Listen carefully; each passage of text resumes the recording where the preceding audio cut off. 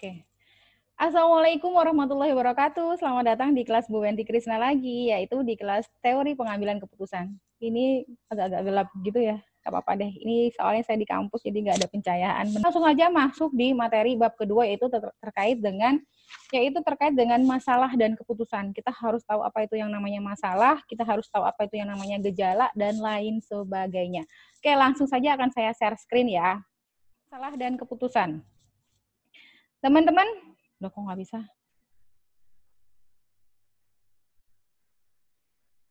Bab 2, masalah dan keputusan.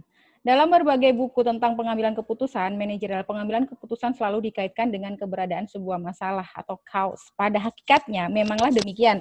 Hampir seluruh pengambilan keputusan dilakukan akibat adanya sebuah permasalahan yang harus diselesaikan. Jadi pengambilan keputusan itu memang terkait dengan, ada hal yang memang harus diselesaikan, ada masalah yang memang harus diselesaikan, dan harus diambil keputusan segera. Misalnya, contoh keputusan untuk memilih saham-saham mana yang harus masuk dalam portofolio investasi muncul karena adanya masalah dalam pengembalian investasi dan mahalnya dana investasi. Misalnya, kalau umpamanya punya beberapa calon pasangan, berarti kalian harus mengambil keputusan. Masalahnya aku punya tiga calon nih, bingung nih. Nah, itu juga harus segera ambil keputusan, teman-teman. Baik, kita belajar dulu bedanya gejala dan masalah. Nah, kalau dalam kehidupan sehari-hari pasti kita itu fokusnya itu sama masalah. Sebenarnya kita tuh dalam sehari-hari tuh kita fokusnya ke apa sih gitu ya? Ke gejala apa ke masalah, kita harus tahu dulu ya, fokus dulu ke mana. Tapi harus tahu dulu masing-masing pengertiannya, pemahamannya seperti apa. Gejala adalah tanda-tanda kasat mata yang dapat dirasakan oleh panca indera tentang adanya suatu kondisi yang abnormal. Masalah adalah sumber dari terjadinya kesenjangan antara kondisi yang dikehendaki dan kondisi yang tengah terjadi. Nah, teman-teman, kalau kalian buka buku di halaman 17, di situ ada contoh gejala. Ya, mual, batuk, pusing, itu adalah gejala, itu belum masalah. Masalahnya gejala ini disebabkan oleh masalah. Masalahnya apa? Masalahnya kamu itu sekarang lagi masuk angin. Masalahnya itu apa? Masalahnya tadi kamu belum makan siang, belum makan pagi atau sarapan, makanya kamu pusing, mual gitu kayak. Itu adalah masalah. Jadi, yang benar gimana? Kalian harus tahu bedanya gejala dan masalah. Kalau umpamanya kamu mual, kamu batuk, cari sebenarnya kamu itu masalahnya di mana sih? Ternyata kamu cari tahu masalahnya tadi pagi kamu belum sarapan, sehingga itu akan membuat kamu mual, pusing, akhirnya pingsan dan lain sebagainya. Nah, disinilah kita harus membedakan gejala dan masalah. Mana dulu nih yang harus dipreteli, gejala apa masalah? Dalam sebuah perusahaan pasti akan adanya yang namanya penurunan penjualan. Nah, penurunan penjualan itu gejala apa masalah? Ya, kalau kalian pasti melihatnya itu adalah penurunan penjualan, itu adalah kalian pasti akan menjawabnya masalah. Tapi ketika kalian baca buku di sini, itu sebenarnya gejala akan bangkrut gitu ya. Sebenarnya kita harus tahu dulu apa itu gejala dan masalah. Udah tahu ya gejala itu apa, masalah itu apa. Kalau umpamanya udah menurunnya jumlah penjualan, itu adalah gejala. Kita lihat di buku. Ya. Kualitas yang buruk. Kalau di buku di sini kan dikasih tahu adalah gejalanya kualitas yang semakin memburuk. Kita akan belajar diagram tulang ikan. Diagram tulang ikan merupakan teknik yang sering digunakan dalam mengidentifikasi masalah penyebab dalam manajemen mutu. Diagram ini bertujuan untuk menemukan masalah yang menyebabkan kualitas proses produksi menurun. Ya, di sini kita bisa melihat ini share screen. Saya ini dulu. Teman-teman bisa dilihat ya di sini ya. Barang retur tinggi ya, itu masalah apa gejala? Ya, yang benar adalah gejala. Oh, bulan ini kok banyak ya returan yang tinggi. Ada apa ya? Kok banyak barang retur yang tinggi?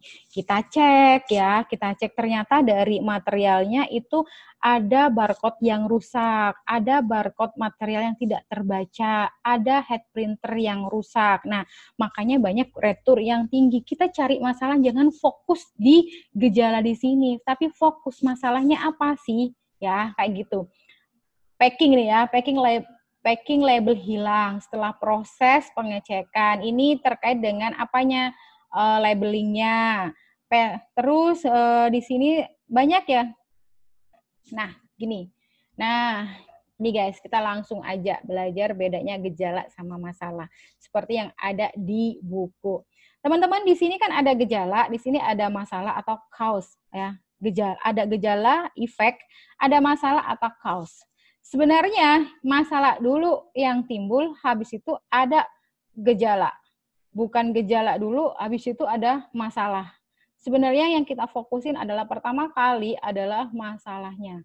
Kita perbaiki dulu masalahnya, kita bukan memperbaiki gejalanya. Gejala bisa terselesaikan ketika kita sudah menyelesaikan masalah.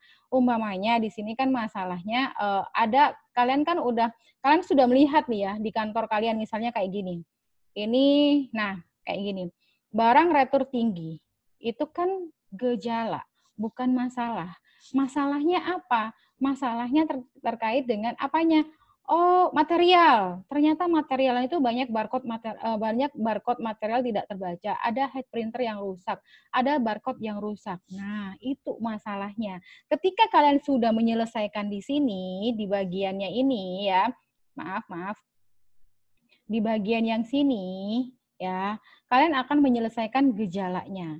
Agar gejala ini nggak menjadi keterusan. Setelah ini kan tanda panahnya ke sini ya, diagram tulang ikan. Ke sini ya, masalah, terus ini keluarlah gejala, habis itu penyakit deh. Jadi itu ya, setelah gejala fakta ya akhirnya ya.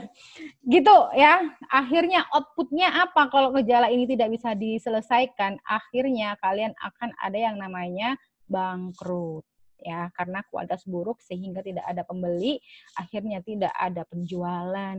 Paham ya? Dicek masalah, umpamanya di sini gini, gejalanya adalah pasangan sudah perubahan sikap pasangan. Dilihat nih masalahnya apa. Kita nggak cari masalahnya ke dia aja, ke pasangannya aja. Tapi kita juga harus fokus ke kitanya juga. Oh, kita selama ini terlalu banyak mengeluh ya. Kita selama ini terlalu banyak minta ini, minta itu gitu ya ke pasangan. Oh, kita selama ini juga nggak bisa memberikan yang terbaik ke pasangan. Makanya dia itu berubah ke kita. Atau ada hal dari yang lain. Ini apa ya? Metode anggap aja kita layanan kita terhadap dia gitu ya, selalu minta dituruti, selalu minta dienakin aja menjadi pasangan. Ya makanya dia akan berubah gejala nih, dia akhirnya berubah sikap.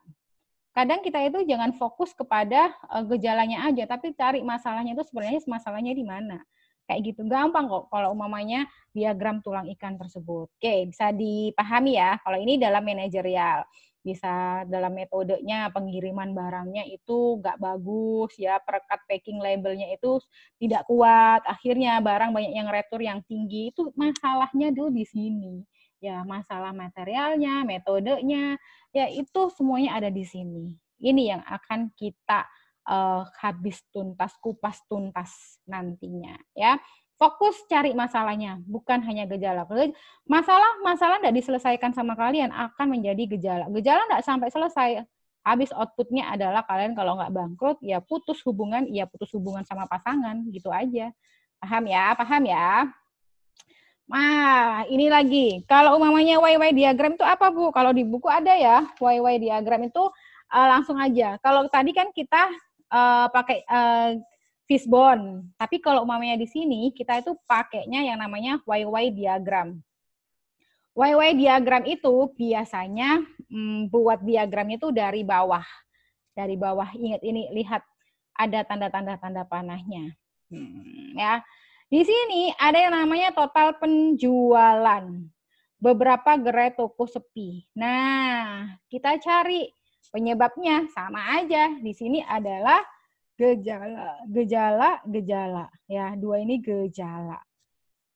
Nah, gejala ini disebabkan oleh apa aja? Masalahnya adalah yang pertama, parkir mahal, tidak aman, akan ya tidak amannya parkir, mahalnya parkir, ya kan?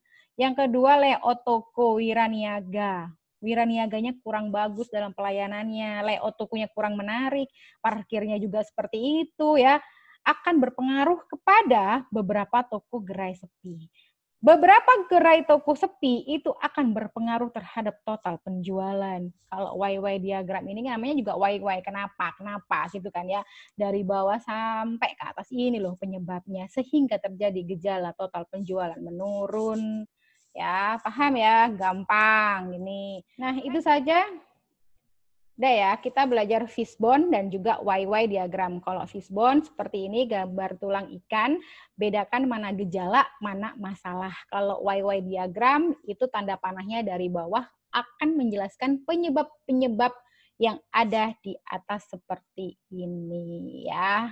Penyebab-penyebab dari timbulnya gejala. Bedain gejala dan masalah. Itu saja yang bisa saya sampaikan di video pertama ini. Habis ini saya akan buat video lagi. Terima kasih banyak. Wassalamualaikum warahmatullahi wabarakatuh.